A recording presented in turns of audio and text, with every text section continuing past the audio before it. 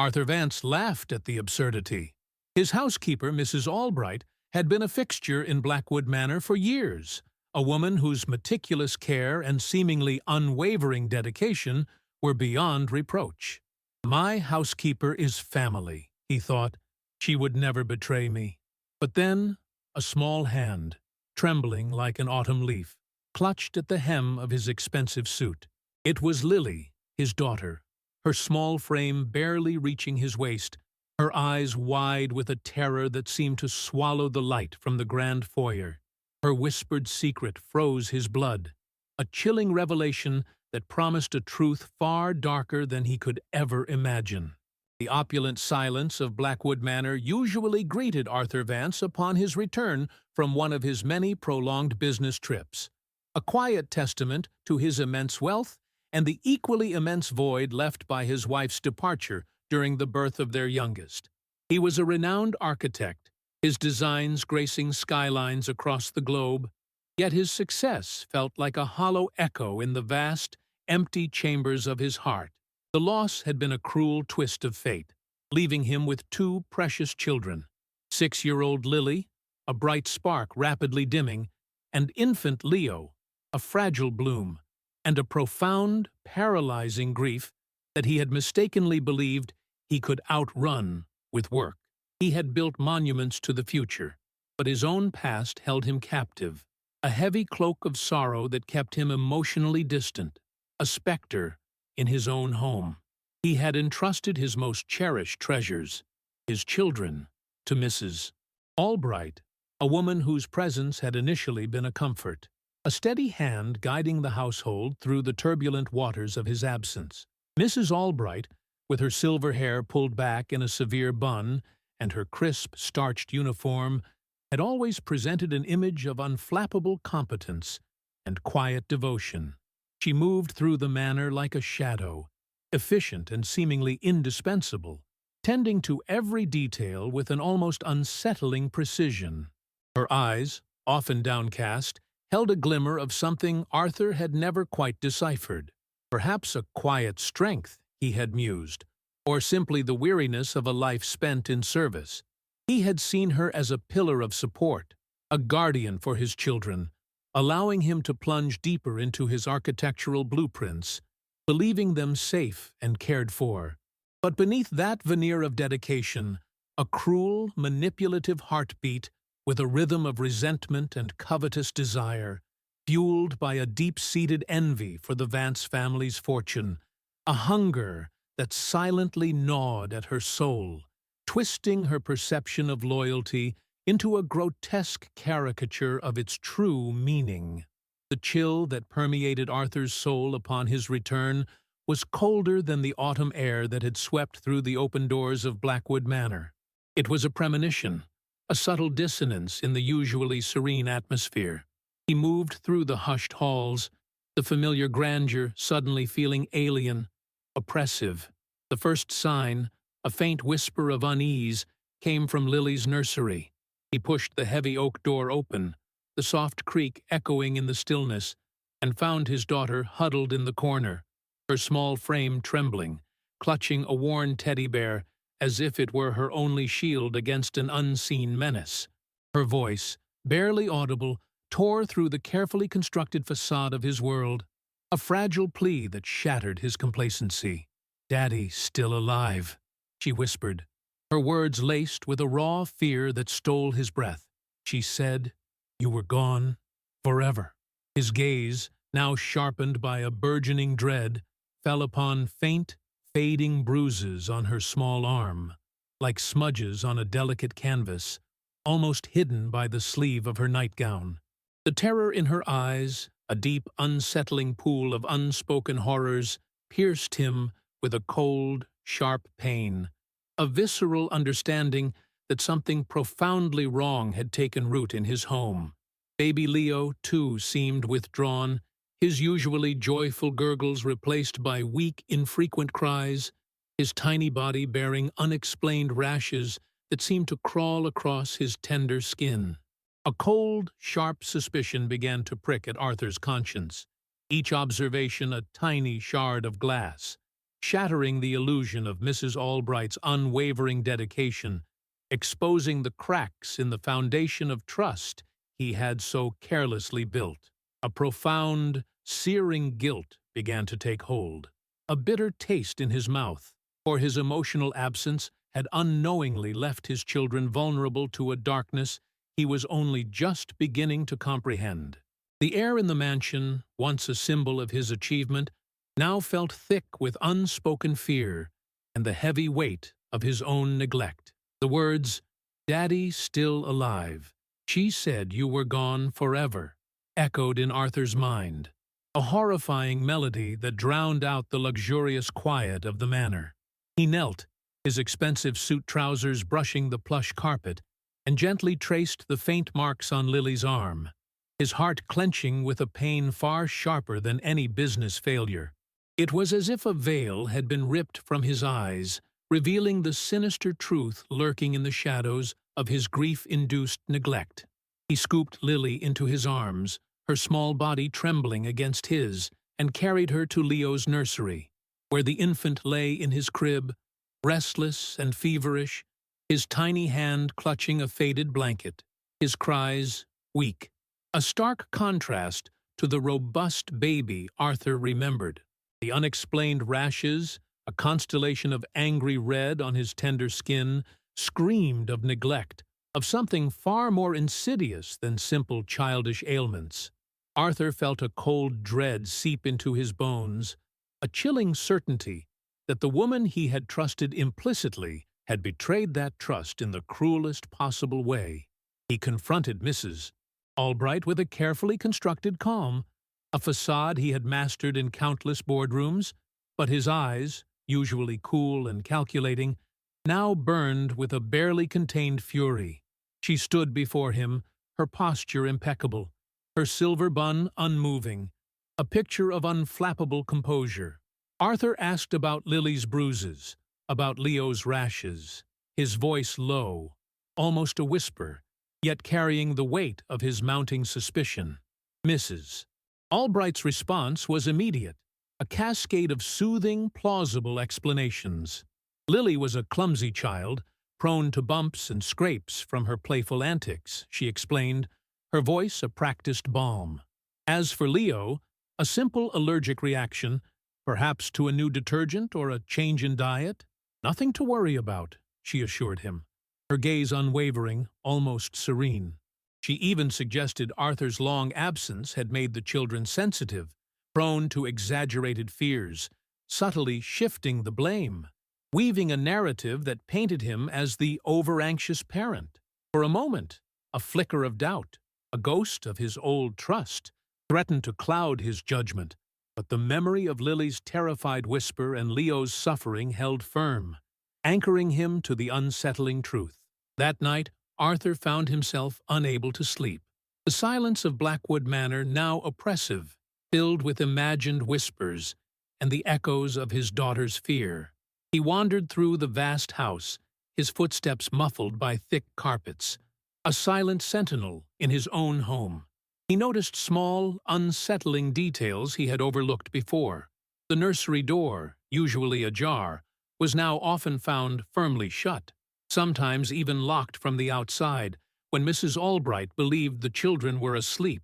He heard Lily's muffled cries on occasion, quickly silenced, followed by the soft, reassuring tones of Mrs. Albright, a performance Arthur now understood to be a cruel deception. He observed how the children flinched almost imperceptibly when Mrs. Albright entered a room, how Lily would instinctively shrink back, her eyes wide with a fear she tried desperately to hide from her father. His heart ached with a profound, searing guilt, a realization that his grief, his all-consuming work, had blinded him, making him deaf to the silent pleas of his own children. He had sought solace in steel and glass, in the towering structures he created, while the most precious foundations of his life crumbled under a manipulative hand. Driven by a desperate need for answers, for proof, Arthur began to meticulously search the manor, starting with his late wife's study, a room he had largely avoided since her departure. unable to bear the weight of her memory. He rifled through old photo albums, legal documents, and stacks of correspondence, his fingers tracing the familiar handwriting of his beloved. He was looking for anything, any clue, any indication that his wife might have suspected Mrs. Albright's true nature, or perhaps a hidden message meant for him in such a dire circumstance. Deep within a forgotten drawer, beneath a pile of old architectural sketches his wife had lovingly preserved, his hand brushed against a small, leather-bound journal. It wasn't his wife's diary, but rather a collection of letters she had written to him, never sent, intended to be opened only if I am not here to tell you myself. His heart pounded with a mix of dread and hope, a desperate yearning for a voice from the past to guide him through the terrifying present. He opened the journal, his hands trembling slightly, and began to read, his eyes scanning the elegant script that brought his wife's presence vividly back to him. The early letters were filled with love, hopes for their future, and gentle observations about their growing family. But as he turned the pages, a subtle shift in tone became apparent. His wife had begun to express unease, small concerns about Mrs. Albright's increasing possessiveness over the children, her subtle attempts to undermine the bond between mother and children.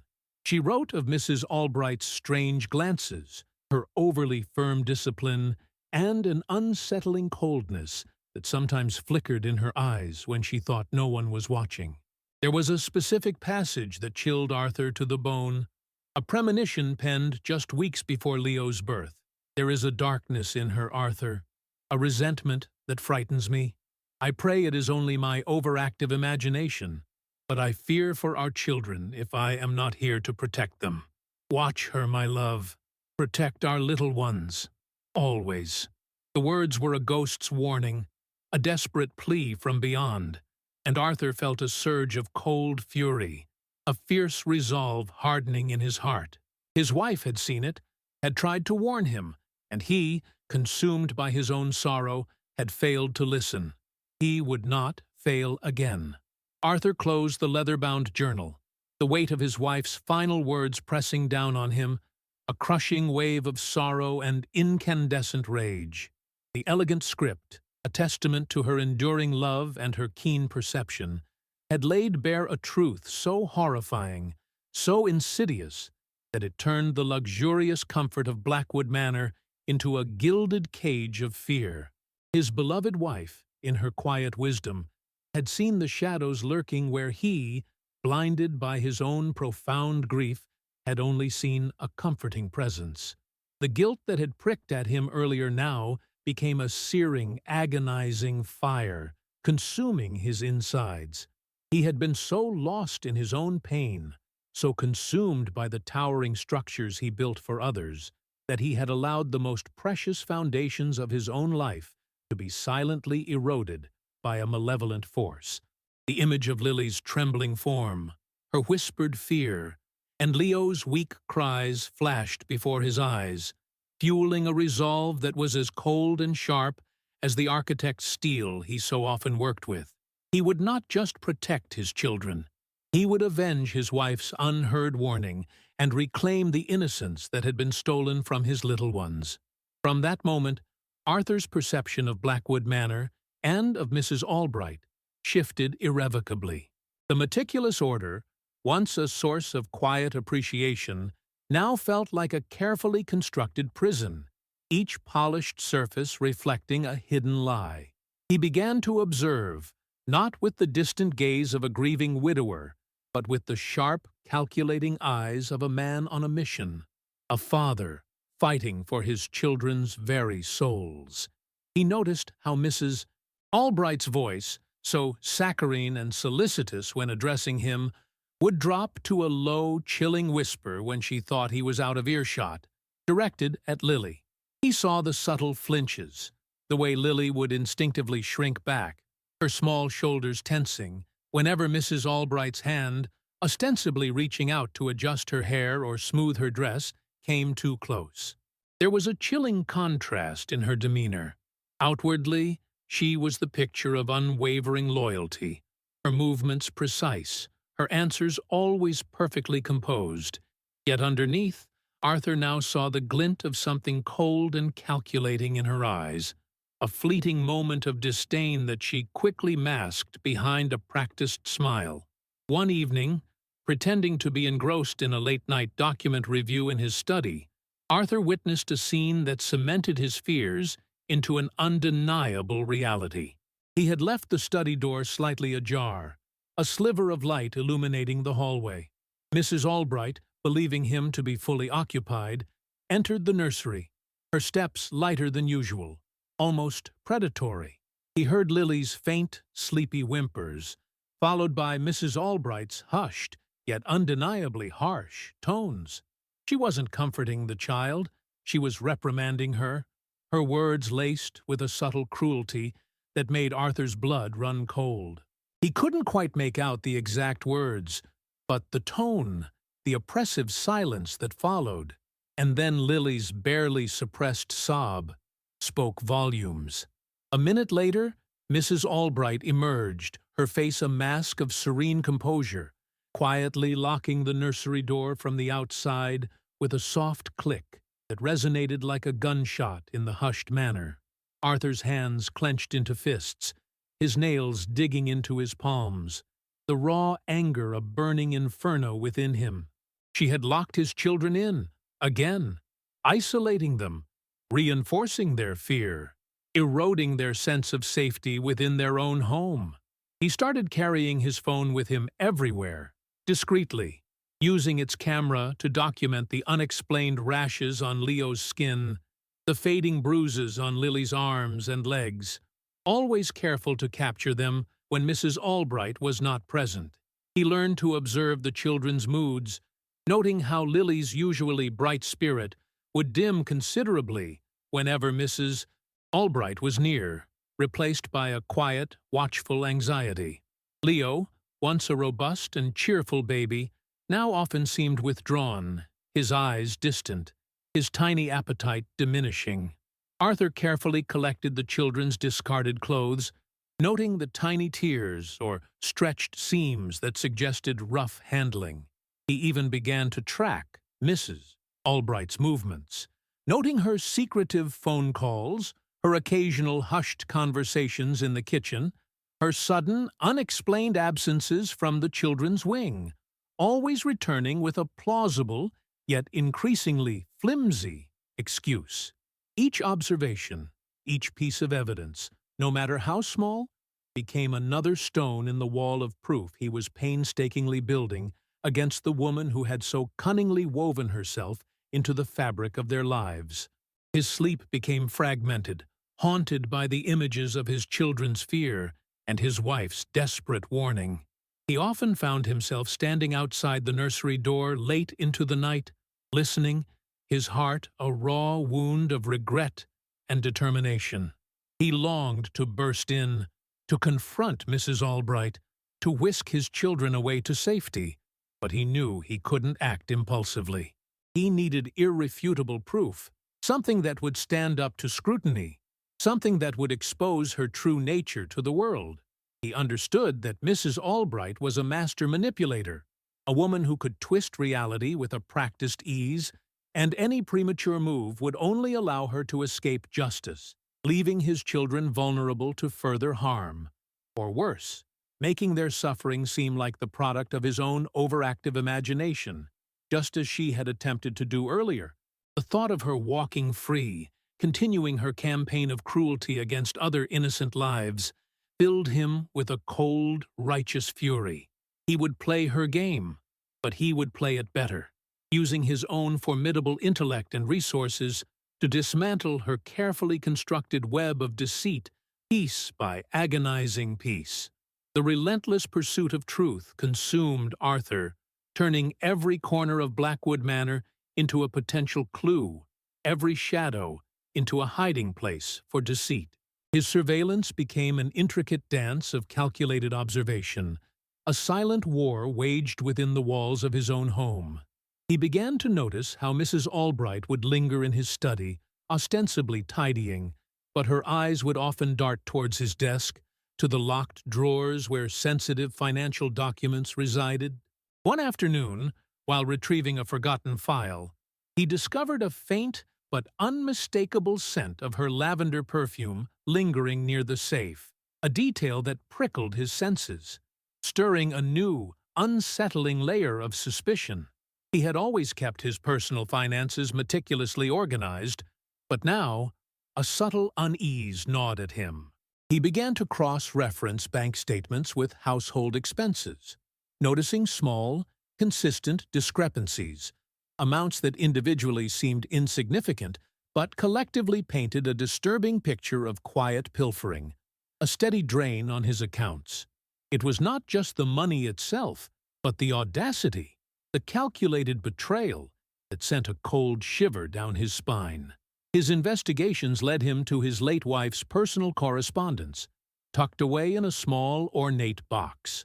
Among the letters from friends and family, he found a series of documents related to a trust fund established for Lily and Leo, a generous provision from his wife's own inheritance meant to secure their futures. He remembered the details vaguely, having signed off on the legalities without much thought in the haze of his grief. Now, however, as he meticulously reviewed the papers, a chilling detail emerged. A series of amendments, dated shortly after his wife's departure, had subtly altered the terms, granting Mrs. Albright significantly more discretionary power over the funds, ostensibly for the children's care, but with vague clauses that could easily be exploited. The lawyer's signature was legitimate, but the timing, the clandestine nature of these changes, and Mrs. Albright's newfound authority over funds that were supposed to be solely for his children, solidified the terrifying realization of her true, avaricious intent. It wasn't just about resentment. It was about outright theft, a calculated maneuver to siphon off his children's inheritance, a scheme far more elaborate and sinister than simple household abuse. Armed with this damning evidence, Arthur felt a renewed surge of protective instinct, a primal roar echoing in the quiet chambers of his heart. He knew he had to act, not just for justice, but for the very soul of his family. Yet he also understood the cunning of his adversary. Mrs. Albright, sensing a shift in the atmosphere, a subtle tightening of Arthur's gaze, began to adjust her own tactics. Her subservience, once a comforting blanket, now felt like a suffocating shroud. She would hover, offering unsolicited advice about the children's diet or schooling, her words laced with a veiled possessiveness that made Arthur's skin crawl. Her eyes, whenever they met his, held a new, unsettling glint, a challenge hidden beneath a veneer of polite concern. There were moments when she would subtly try to isolate him from the children, suggesting they needed their rest, or that Arthur's presence was disruptive to their routine. Her words a soft, insidious poison, designed to rebuild the emotional distance he was so desperately trying to bridge. But Arthur refused to be deterred. He consciously began to spend more time with Lily and Leo, not just observing, but actively engaging. He would sit by Leo's crib, singing soft lullabies his wife used to sing, gently stroking the baby's feverish brow, feeling the profound connection of fatherhood reawakening within him. He started reading to Lily every night, choosing stories of brave knights and resilient princesses, her small hand finding its way into his, a silent plea for comfort and protection. He noticed how, in his presence, the children slowly began to unfurl, like fragile blossoms reaching for the sun. Lily's laughter, once a rare, muffled sound, started to bubble up more frequently, though still guarded, a testament to the lingering fear that Mrs. Albright had instilled. Leo's cries became stronger, his tiny fists reaching out for Arthur, a clear sign of a bond being painfully, yet resolutely, reforged. Arthur would hold them close, inhaling their sweet, innocent scent, a silent promise forming in his heart that he would never again allow such darkness to touch their lives. One evening, as Arthur tucked Lily into bed, she whispered, her voice barely audible, that Mrs. Albright often told her that Daddy was too busy for her, that he didn't truly love them, and that soon they would be all alone, just the three of them. The words twisted a knife in Arthur's heart, confirming the depth of Mrs. Albright's psychological manipulation, her cruel attempts to sever the most sacred of bonds. He held Lily tightly, his eyes burning with unshed tears, and reassured her, his voice thick with emotion, that he loved her and Leo more than anything, that he would always be there, that he would never leave them. He felt Lily's small arms tighten around his neck, a fragile embrace that spoke volumes of her desperate need for his unwavering presence. This raw, emotional reconnection fueled his resolve, turning his investigation from a mere pursuit of justice into a deeply personal quest for redemption, a fight to reclaim the love and trust that had been stolen from his precious children. He knew now, with absolute certainty, that he could not fail them, not again. The truth, however painful, would be their salvation. The truth, however painful, would be their salvation. And Arthur, now fully awake to the insidious darkness that had crept into his home, moved with a quiet, purposeful resolve. He transformed his study into a clandestine command center, not with flashing screens and complex gadgets, but with an architect's meticulous precision for detail, a silent inventory of every anomaly. He acquired small, discreet recording devices, placing them strategically within the nurseries, hidden amongst plush toys and storybooks, their tiny lenses and microphones poised to capture the unspoken horrors. He needed more than just his wife's premonition or his own observations. He needed irrefutable proof, voices, images, the chilling reality of Mrs. Albright's cruelty laid bare. Each night, after ensuring Lily and Leo were tucked safely into their beds, his heart aching with a renewed sense of responsibility, he would review the day's recordings, his breath catching in his throat as he listened to Mrs. Albright's voice, now stripped of its practiced kindness, sharp and chilling as it reprimanded Lily for a spilled juice, or dismissed Leo's cries with a dismissive, almost contemptuous sigh. The subtle insults, the emotional barbs, the cold indifference that replaced her saccharine front, all painted a portrait of a woman whose facade was cracking under the weight of her own malice. The financial discrepancies he had unearthed became another urgent avenue of investigation. He engaged a trusted, discreet forensic accountant, a man whose loyalty he had earned over years of successful collaborations, to delve deeper into the family accounts, particularly those related to the children's trust. The accountant's initial findings were alarming, confirming Arthur's darkest suspicions. Not only had Mrs. Albright been siphoning off smaller amounts through inflated household expenses, but the amendments to the children's trust, which had seemed merely suspicious before, now revealed a more audacious scheme. She had, through a series of cleverly disguised transactions and leveraging the vague clauses she had introduced, begun to systematically divert significant portions of the trust's income into shell accounts, slowly but surely bleeding the children's future dry. It was a betrayal of the highest order, a calculated act of greed against the most innocent, and the sheer audacity of her plot hardened Arthur's resolve, transforming his grief into a formidable shield for his children.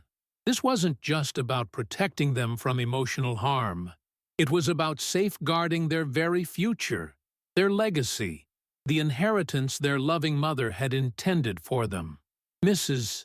Albright, always perceptive, began to sense the shift in Arthur's demeanor, the quiet intensity in his gaze that now followed her movements. Her practiced smile, once so effortless, now seemed to strain at the corners, a forced gesture that didn't quite reach her eyes. She escalated her subtle manipulations, attempting to drive a wedge between Arthur and his newfound closeness with the children. She would intercept Lily's attempts to show Arthur a drawing, claiming it was bedtime, or suggest Leo needed a change when Arthur was playing with him, always with a plausible excuse, a feigned concern that masked a desperate need to maintain control. One afternoon, Arthur overheard her whispering to Lily, a venomous edge to her voice, that Arthur was only pretending to care, that he would soon grow tired of them and leave again, just like he always did. The words were a cruel echo of Lily's earlier confession, a deliberate attempt to undermine the fragile trust Arthur was meticulously rebuilding. He felt a cold rage simmer within him, a stark realization that her malice knew no bounds, that she would stop at nothing to perpetuate her control, even if it meant destroying the very souls of his children. Arthur, however, met her escalating tactics with a calm, unwavering presence that subtly unnerved her. He would gently intervene when she tried to separate him from the children, his voice firm but composed, reminding her that he wished to spend every possible moment with them. He continued his nightly readings with Lily, their shared stories becoming a sanctuary of love and imagination, slowly pushing back against the shadows Mrs. Albright had cast. He spent hours cradling Leo, singing to him, soothing his cries, watching as the baby's tiny body slowly began to relax in his arms, the unexplained rashes gradually fading as consistent, loving care replaced neglect. The children, feeling the warmth of their father's renewed affection, began to blossom. Lily's laughter became more genuine, her eyes brighter, and she started to confide in Arthur, sharing small, unsettling details about Mrs. Albright's temper, her harsh words, the times she was left alone for too long. Each small confession was a painful validation of Arthur's mission, a testament to the courage of a child finding her voice again. The tension in Blackwood Manor grew palpable, a silent battle waged between a father's fierce love and a manipulator's desperate grip.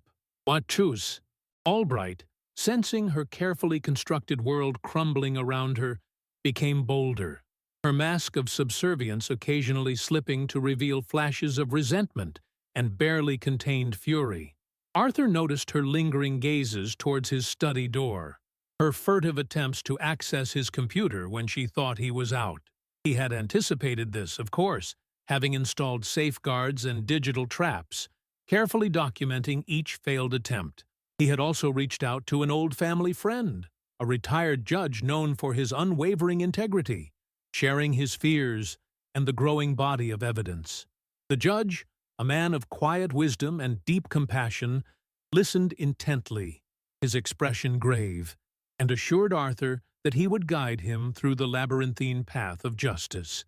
Arthur knew the confrontation was inevitable, a storm brewing on the horizon, but he was ready, armed with truth, driven by love, and fortified by the unwavering promise he had made to his children and to the memory of his beloved wife. The silence of the manor now hummed, not with fear, but with the quiet determination of a family preparing to reclaim its soul.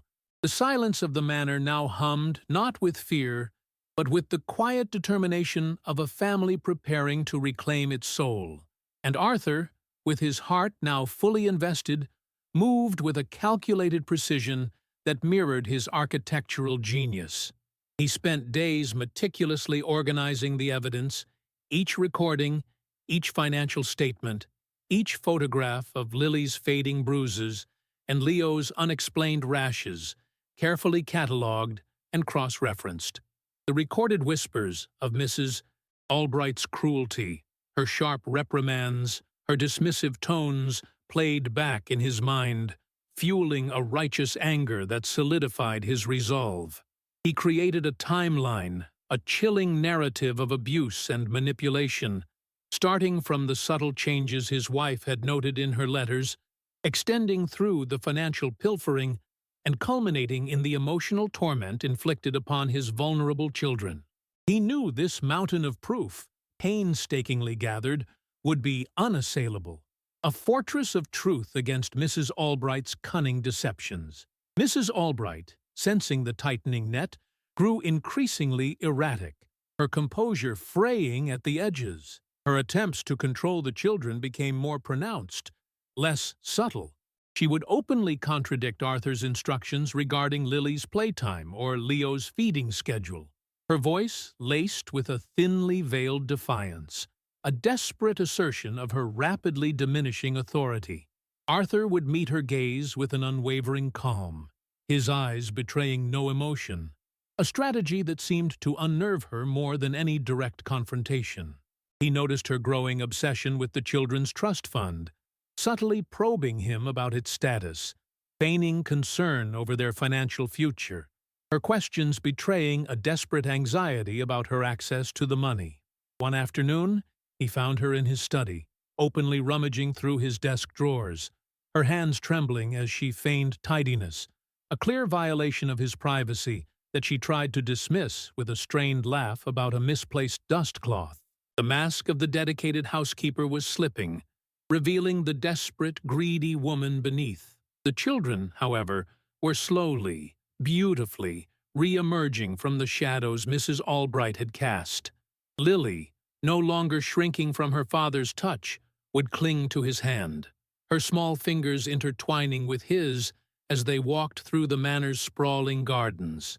Her laughter, once hesitant, now rang out more freely, a joyous sound that brought tears to Arthur's eyes. She started drawing vibrant pictures, no longer the dark, muted scenes she had produced before, but colorful depictions of her family, of her and Leo holding hands with their daddy, a clear sign of her healing spirit. Leo, too, flourished under Arthur's constant, loving presence. His cries became robust, his appetite returned, and his tiny smiles, once rare, now lit up his face, a beacon of pure, unadulterated joy. The rashes on his skin had completely vanished, a physical manifestation of the healing touch of unconditional love. The bond between Arthur and his children, once fractured by grief and neglect, was now stronger than ever, forged in the crucible of shared pain and renewed affection. Arthur realized that Mrs. Albright's increasing desperation made her dangerous, not just to his children's emotional well-being, but potentially physically. He decided it was time to bring the full weight of his evidence to his old friend, the retired judge. One chilly evening, after the children were asleep, he invited the judge to Blackwood Manor.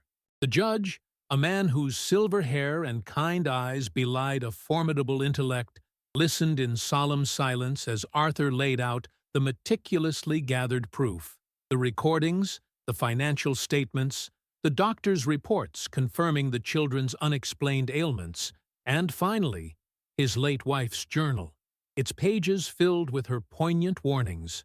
The judge's face grew grimmer with each piece of evidence, his jaw tightening as he absorbed the depth of Mrs. Albright's betrayal. He assured Arthur that the case was strong, that justice would be served, but warned him that Mrs. Albright, a master manipulator, would fight tooth and nail, twisting every truth, attempting to discredit Arthur and the children. Arthur knew a direct confrontation was imminent, but he needed to orchestrate it carefully, ensuring Mrs. Albright had no avenue for escape or further harm. He decided to set a final trap, a situation where her true nature would be undeniable to all, witnessed by impartial eyes. He subtly let slip to Mrs. Albright that he was preparing to travel again, a short business trip, but this time he would be gone for a crucial meeting that required him to transfer a significant sum of money from the children's trust. He watched her eyes, seeing the immediate flicker of avarice. The calculating glint that confirmed her focus remained squarely on the family's wealth. He then arranged for a trusted, discreet private investigator, recommended by the judge, to be present in the house, posing as a new security consultant, his presence seemingly innocuous, but his eyes and ears keenly attuned. Arthur's heart ached with the weight of this final deception, knowing it was necessary to protect his children, to finally bring the truth into the unforgiving light. The stage was set for the painful, yet ultimately liberating, revelation. The stage was set for the painful, yet ultimately liberating revelation, and the air in Blackwood Manor crackled with an unspoken tension, a calm before the storm. Arthur went through the motions of preparing for his trip, packing a small bag, making a show of giving Mrs. Albright instructions, his voice carefully neutral, his eyes betraying nothing of the intricate plan unfolding beneath the surface. He saw the flicker of anticipation in her gaze, a predatory gleam that she quickly masked with her usual deferential smile. He knelt to embrace Lily and Leo, holding them a moment longer than usual, inhaling their sweet scent, whispering promises of his swift return, a silent vow to protect them etched into his heart. Lily, sensing the shift in the household, clutched his shirt, her small face etched with a familiar fear. But Arthur gently reassured her, his touch a balm, promising a special treat upon his return. As he drove away, glancing back at the imposing silhouette of the manor, he felt a profound ache, a father's instinct screaming at him to stay, yet a deeper conviction propelling him forward, knowing this temporary absence was the only way to secure their lasting safety. No sooner had Arthur's car disappeared down the winding driveway than Mrs. Albright's demeanor underwent a chilling transformation. The mask of the devoted housekeeper slipped entirely, revealing a woman consumed by avarice and a simmering resentment. The private investigator, discreetly observing from a hidden vantage point, noted the immediate change in her posture, the subtle tightening of her lips, the way her eyes darted around the now silent house as if staking claim. She moved with a newfound confidence, a proprietorial air that was utterly devoid of her usual subservience. Her first act was to dismiss the other household staff for the day, citing Arthur's absence and a need for quiet, effectively isolating herself with the vulnerable children, a move that sent a cold shiver down the investigator's spine, confirming Arthur's darkest fears about her intentions. The recordings Arthur had painstakingly set up now became the silent, omniscient witnesses to her unfolding treachery. With the manor emptied of other watchful eyes, Mrs. Albright's cruelty, once subtle, now manifested with a chilling openness.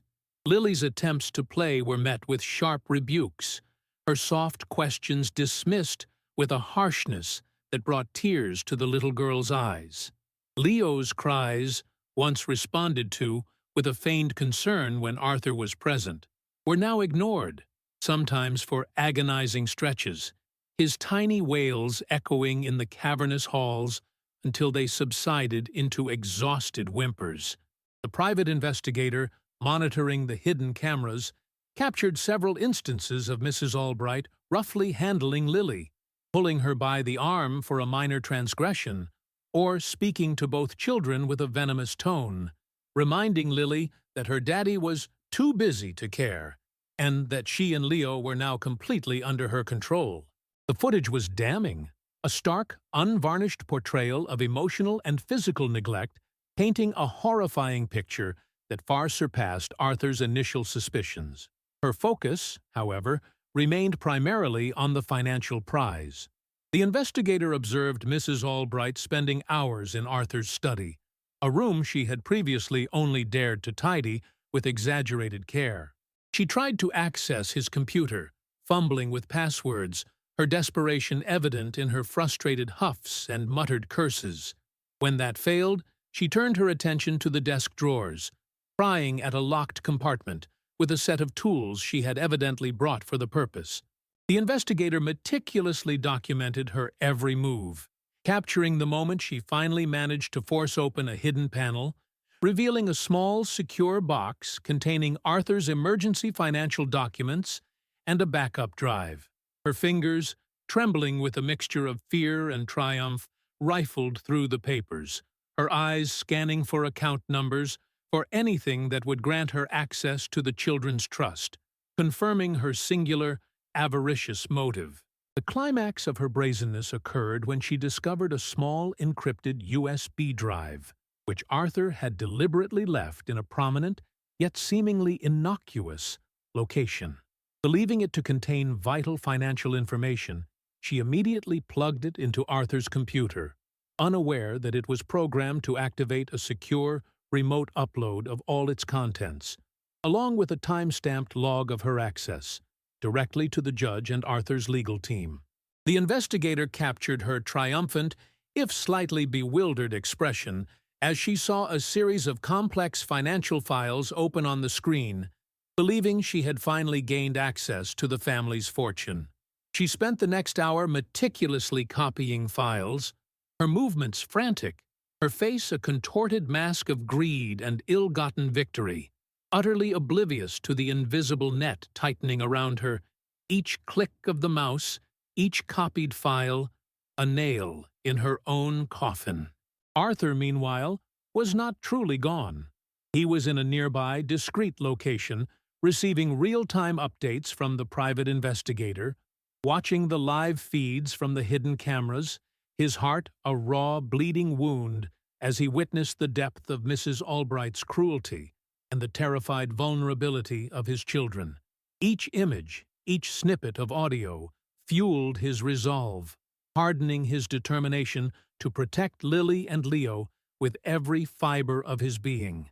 He saw Lily's small, tear-streaked face, heard Leo's weak cries, and a profound, protective rage surged through him, eclipsing all residual grief and guilt. He knew that the evidence was now overwhelming, irrefutable, painting a devastating picture of manipulation, abuse, and calculated theft. The time for subtle maneuvers was over. It was time for justice, for truth, and for the unwavering, unconditional love that would finally reclaim his family from the darkness that had so cunningly invaded their home. He prepared himself, knowing the confrontation would be painful, but necessary, a battle for the very soul of his precious children. The time for subtle maneuvers was over, and Arthur, with a profound sense of purpose, signaled the private investigator. The manor's grand doors swung open, not for Arthur's planned return, but for a discreet team of law enforcement officers, accompanied by the kind-faced retired judge. Mrs. Albright, startled by the unexpected intrusion, dropped the stolen USB drive with a clatter, her face contorting from surprise into a mask of pure, unadulterated fury. She watched in disbelief as Arthur, his eyes blazing with a protective fire, stepped forward, his children now safe in the arms of a trusted social worker who had arrived with the team.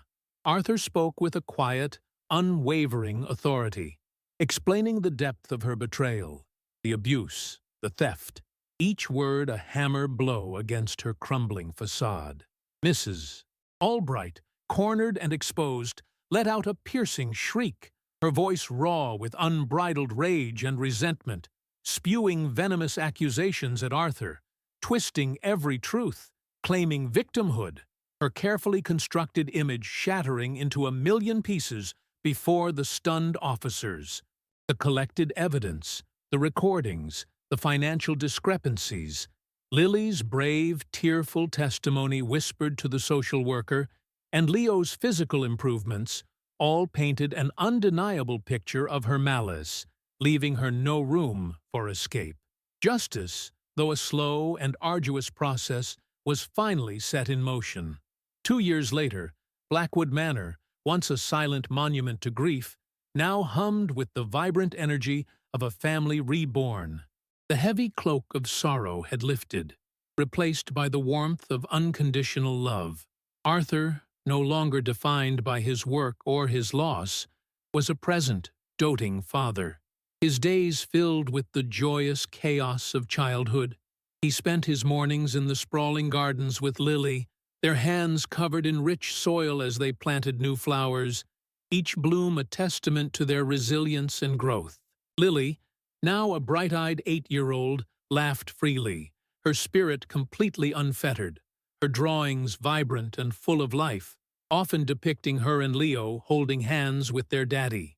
Leo, a robust and cheerful toddler, chased butterflies through the sun-drenched lawns, his infectious giggles echoing through the halls that once knew only his cries. Family meals were boisterous affairs, filled with stories and shared laughter, Arthur's heart overflowing with a gratitude he never thought possible. They had rebuilt their world, brick by loving brick, transforming the manor into a true home, a sanctuary of peace and affection. The shadows of the past had receded, replaced by the radiant light of their enduring bond, a testament to the power of truth and the unwavering strength of a father's love. What would you sacrifice to protect the innocence of a child, and how far would you go to mend a broken trust? Share your thoughts and stories in the comments below. And remember, the greatest strength lies in our ability to love, to heal, and to stand for what is right.